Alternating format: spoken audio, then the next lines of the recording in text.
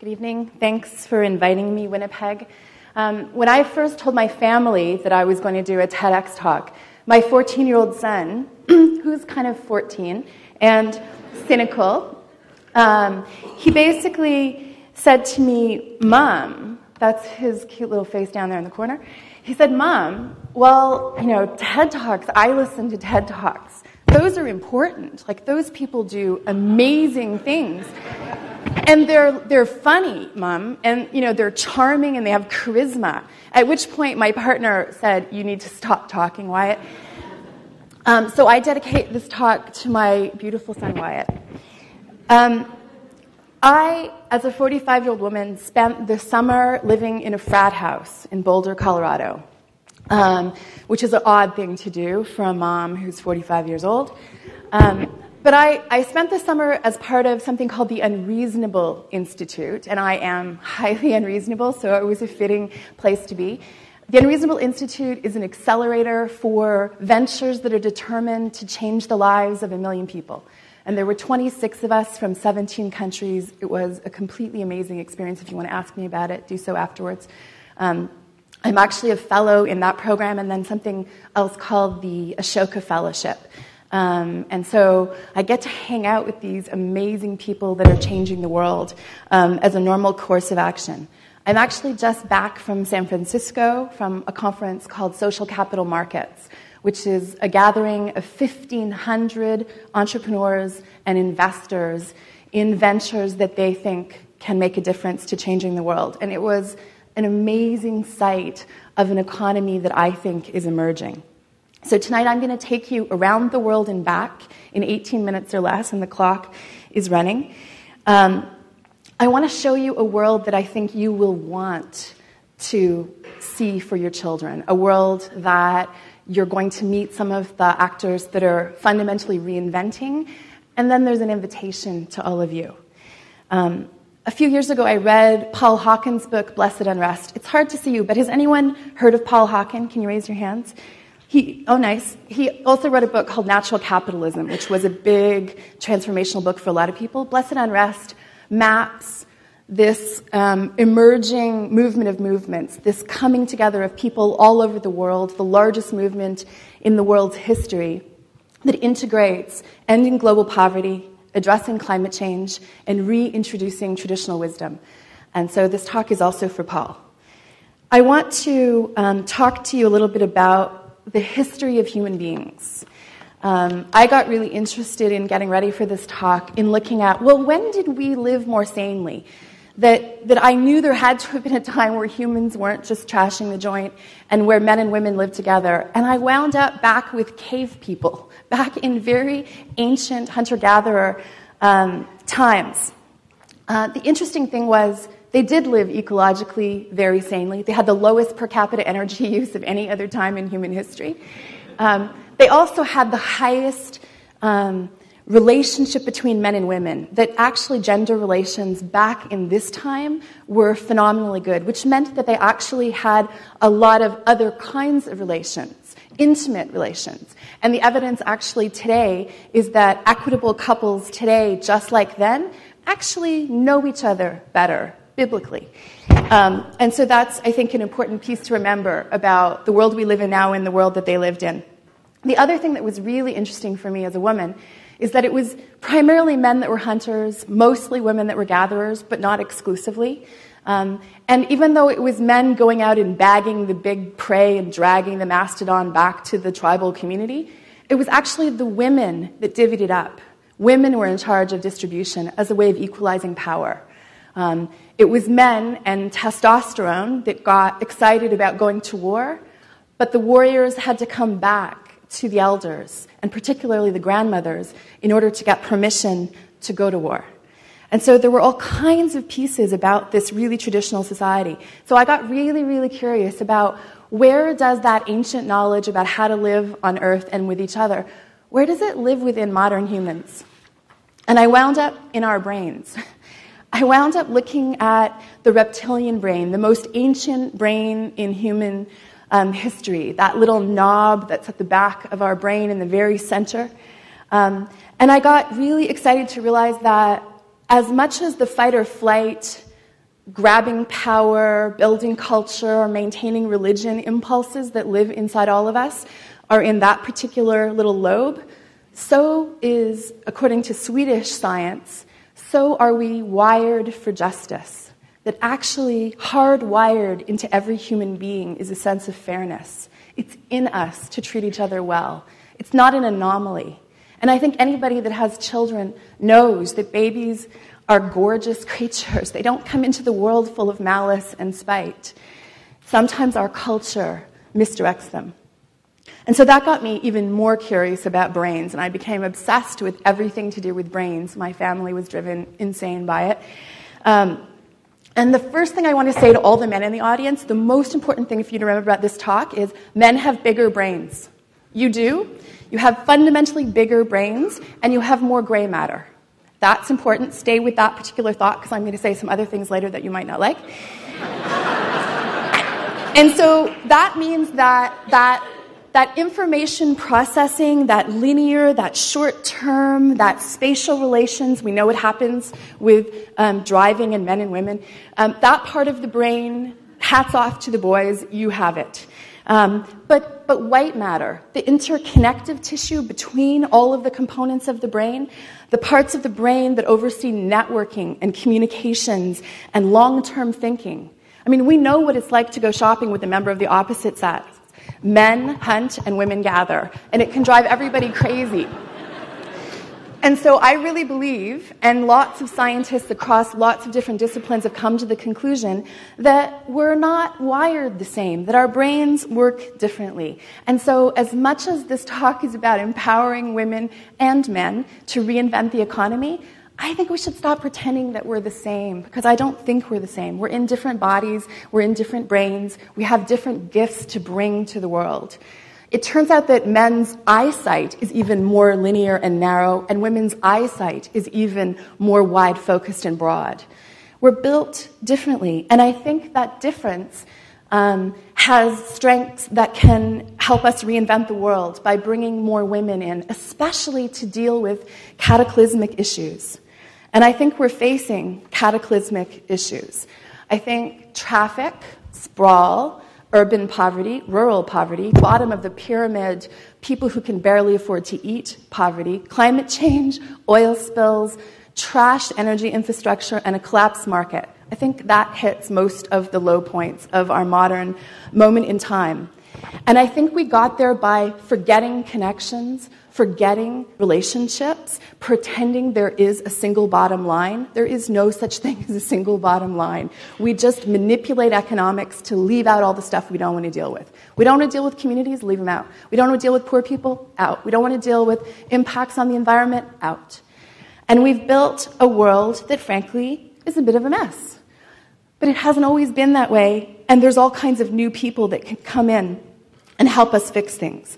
And that's the other kind of big thing that I want to talk about. There's a man who's one of my mentors that I have enormous regard for. His name is Jigar Shah. He ran one of the most successful solar companies in the world and now works for Richard Branson, running something called the Carbon War Room, which is trying to get the U.S. to rewire itself fundamentally and allow the awesome power of entrepreneurs to harness the market economy and drive us with all of the force of the market towards a cleaner, greener, saner, more responsible, less impoverished world. And so there's amazing things that can happen. And I want to introduce you tonight to some of the people that I think are defining what I'm calling a gatherer's economy, where intelligence is gathered from every corner of the world, where it's gathered from people we have left out, cultures that we pretend are gone and aren't gone, and that there's this invitation for entrepreneurs to move into their place of using creativity and zeitgeist and the power, again, of the market to transform the world. It's not governments that are going to fix the messes we are in, and we can't pretend any longer that they will. They don't have the capacity. They don't have the skills. I think that there is this amazing opportunity for the future to be far more collaborative, for everything we do in economics to be long-term, relational, holistic. And I think that there are people right now people I'm about to introduce you to that are piloting this new social economy. The evidence is that this new social economy is already growing at 20% a year. And if you include clean tech, if you include microcredit, it's growing faster than that. This is the disruptive segment of the economy. These are the people who need capital and investment more than any others. And it's capital that you will feel good about putting into this new emerging world. Right now, in this social economy, only 7% of the deals go to women CEOs. 7%. There are way more than 50% of these entrepreneurs, but they get 7% of the deals. If you're a person of color, you get 4%. And so we need to reinvent what happens. Here's some of the people that I think are at the fore of reinventing this world. This is Sangha Moses. He grew up in one of the poorest villages on the planet in Uganda. He didn't have shoes until he was 13. He was the first person to ever go to university anywhere near his village, let alone in his village. He left university with a business administration degree, went to work for the largest bank in Uganda, had a suit, had a corner office. Everyone was proud of him. And one day, he decided to go home and visit his family. And on the way home, on the dirt road, he passed his 12-year-old sister with a bundle of wood so big she could hardly carry it. She couldn't be in school anymore because it took so much time for her to go out and forage for wood in order to make fire for food. And he decided, that's it. I'm going to use everything I have and everything I am, and I'm going to solve the energy issues in Africa. And he built his company, EcoFuel Africa, to do just that. They take agricultural wastes, they turn them into charcoal, the charcoal is burned as fuel, it allows girls to go back to school, it creates local employment, and with key portions of the revenue the company creates, it plants trees to reforest Uganda. He's probably one of the most beautiful human beings I've ever met. And the first night I met Sangha, it was in Boulder at the Unreasonable Institute. He came to say hello and pay his respects to the older women in the program. And we sat talking about how different we all were. You know, people from 26 countries, 17 countries, 26 people. And we were pointing at all these differences, and he said, but Mom, he called me Mom. But Mom, he said, here's the thing. All of our work, it's all love. We all love and do love for a living. He's an incredible leader, and he will fundamentally change Africa.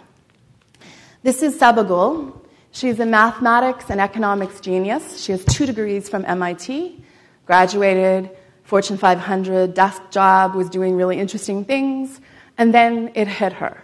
She, from Pakistan, was from a very privileged family. She got amazing education opportunities, and the whole world opened for her. That's not true of girls in Pakistan. So she moved back from the US to Pakistan and built an amazing business. Her business pays girls formerly working 14 hours a day on the looms in Pakistan to go to school. She pays their families for the girls to go to school for 7 hours a day. An additional hour a day, they get really exquisite high-end embroidery training. They turn the embroidery into these gorgeous and highly coveted bags. The next one that looks like this on the production floor is mine. So if anyone else in the audience is thinking they're going to write to her and ask for that bag, talk to me, and I'll put you in the line. They're gorgeous. They're absolutely gorgeous. And they change the lives of girls. And changing the lives of girls changes communities, changes countries. The UN believes that. Muhammad Yunus, who invented microlending, will tell you there's a phenomenon called the girl effect. And when you educate girls and when you invest in women, the entire village, the entire community, the entire nation rises. So we have to put more money into girls. And this is Tilakam Rajendran. She runs an amazing organization in India that takes the stereotypical handicapped beggar from India and gets them not only a job, but gets them training to become an entrepreneur where they hire other people. They're transforming people with severe disabilities into entrepreneurs, and they're fundamentally changing the history of India. Moses Lucas. This is one of my other favorite Moses people on the planet. He's an elder from the Heshkowit Nation. Heshkowit is a very remote First Nations community on the far west coast of Vancouver Island. They're powered exclusively with diesel. Diesel generators run 24 hours a day, 7 days a week for all heat, light, and power. It's expensive. It makes them dependent. It's polluting. The CO2 emissions are off the charts. And over the next 5 years, Moses and his community are going to transform their village into a community powered with 100% renewable energy. But that's not all. They're also going to be building this platform for economic transformation on the base of 100% renewable energy. So there will be jobs tied to energy, jobs in tourism, showing off their incredible demonstration site. There will be wood jobs, food jobs, and every good and every service will be powered with 100% renewable energy and will have a sticker that says this product was made with 100% renewable energy. They will be one of the proving grounds in North America for the fact that we can do it with 100% clean energy. The experts around the world right now are fighting over whether it will be 2030 or 2050 when we move to 100% renewables. Scotland has set a target of doing it by 2020, and they're on their way. Off-the-shelf technologies are abundantly available to do this. The real issues are social technologies, how we work together, how we put communities' hands on energy and empower communities to transform themselves through the awesome power of clean energy. And capital. There is a fundamental lack of capital. It's going to cost about $1 trillion to make the transition to end poverty and to address climate change. That money has to come from somewhere. And I would argue that a lot of it can come from people like us. Here's the thing. I believe that we can fundamentally end poverty and stop climate change in our lifetime. Other generations of people ended slavery. Other generations brought the vote to women. We can do amazing things if we pull together. But the we required to do this, the we will be the largest we in human history. It will include women. It will include people at the bottom of the pyramid. It will include intelligence and wisdom from cultures that are 10,000 years old. How can we ignore Indigenous wisdom at a time when things are so wrong, when they have the strength of being 10,000 years old? I think we can gather, we can pull together, we can build crowdsourcing pools of money, we can leverage our credit cards, our bank accounts, our mortgages, our pensions, and every other asset that we can put our hands on in order to help fund the transition to this new world. And all we have to do is do what we love. All each of us has to do is figure out what it is we're most passionate about, what we most need to bring to the world, because, frankly, the world is starved for a lack of each and every one of us. Thank you.